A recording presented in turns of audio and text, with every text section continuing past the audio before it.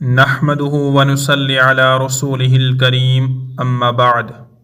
فأعوذ بالله من الشيطان الرجيم بسم الله الرحمن الرحيم اللهم صل على محمد وعلى آل محمد كما صليت على إبراهيم وعلى آل إبراهيم إنك حميد مجيد اللهم بارك على محمد وعلى آل محمد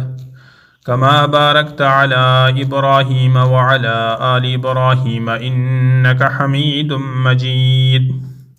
سبحان الله والحمد لله ولا إله إلا الله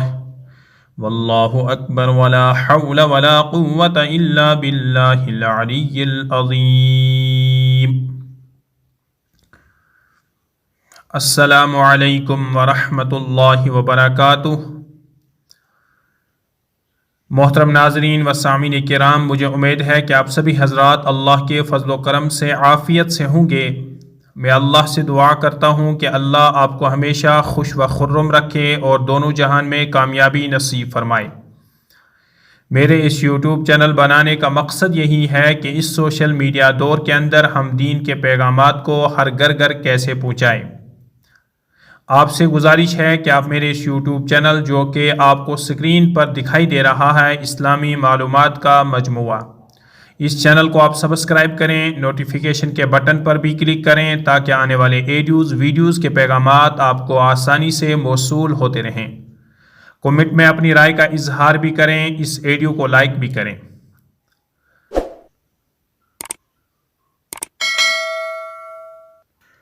محترم ناظرین و سامعین کرام، ہمارا موضوع ہے ظلم سے بچنے کی تاکید، باہم ظلم کی ممانعت۔ حضرت ابو ذر رضی اللہ تعالی عنہ سے روایت ہے کہ حضور اقدس صلی اللہ علیہ وسلم حدیث قدسی میں بیان فرمایا کہ اللہ جل شانہ نے اپنے بندوں کو مخاطب بنا کر فرمایا کہ اے میرے بندو، میں نے ظلم کو اپنے اوپر حرام کیا ہے اور تمہارا اوپر بھی باہمی ظلم کو حرام کرا دیا ہے، اس لیے تم لوگ بھی کسی پر ظلم نہ کیا کرو۔ ظلم قیامت میں تاریکی کا سبب ہوگا۔ حضرت جابر رضی اللہ تعالی عنہ سے روایت ہے کہ حضور اقدس صلی اللہ علیہ وسلم نے ارشاد فرمایا کہ ظلم کرنے سے بچو، کیونکہ ظلم کرنا قیامت کے دن تاریکیوں کا سبب ہوگا، اور شح یعنی حرص و بخل سے بچو، اس لیے کہ شح اعلیٰ درجہ کے بخل نے تم سے پہلے لوگوں کو ہلاک و برباد کیا، کیونکہ شح یعنی حرص و بخل نے انہیں اتنا ورغلایا بڑکایا کہ انہوں نے ایک دوسرے کا خون بہایا اور حرام چیزوں کو حلال جانا۔ شح بخل کا سب سے اعلیٰ درجہ ہے جس کے ساتھ حرص کی آمیزش بھی ہو۔ دوسرے لفظوں میں یوں بھی کہا گیا ہے، شح یہ ہے کہ جو چیز اپنے پاس نہیں ہے اس کی حرص کرے، اور جو چیز اپنے پاس ہے اس میں بخل کرے، اس کو ضرورت پر بھی خرچ نہ کرے۔ بعض حضرات کا خیال یہ ہے کہ بخل اپنے مال کو خرچ نہ کرنا ہے اور شح دوسرے کے مال میں کنجوسی کرنا ہے۔ بعض حضرات کہتے ہیں کہ بخل مال میں کنجوسی کرتا ہے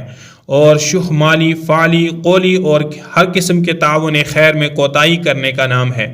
اس لیے شح بخل سے بڑی کنجوسی ہے۔ مسلمان باہی باہی ہیں، کوئی کسی پر ظلم نہ کرے۔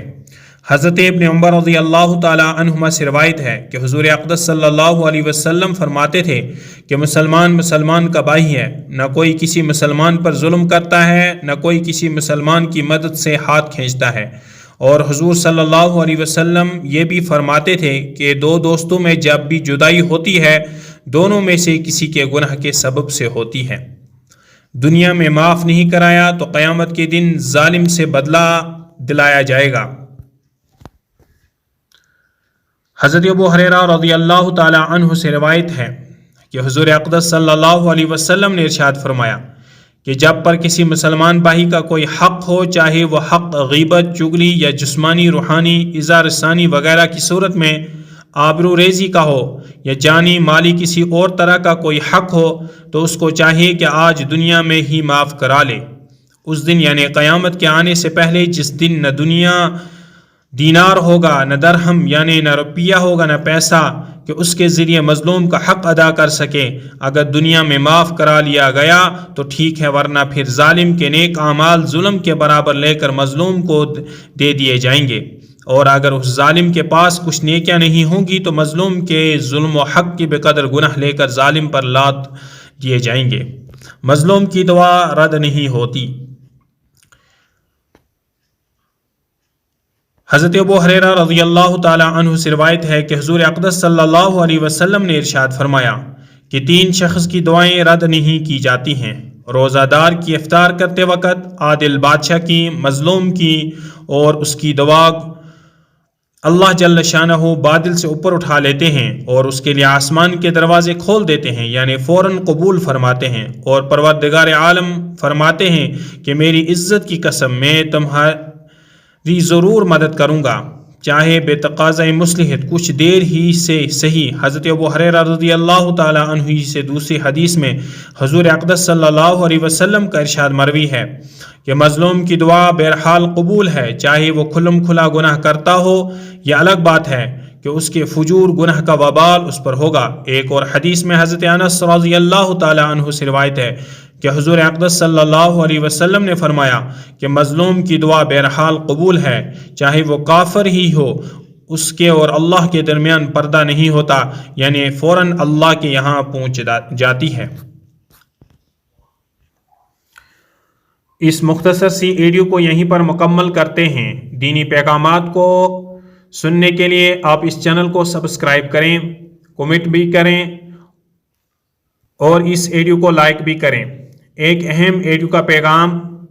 اس کا ڈسکرپشن میں نے لنک ڈال دیا ہے، ریاکاری کے 2 حصے، آپ ضرور سماعت فرمائیں۔ دیجیے شفیق الاسلام کو اجازت۔ السلام علیکم ورحمۃ اللہ وبرکاتہ، وآخر دعوانا ان الحمد للہ رب العالمین۔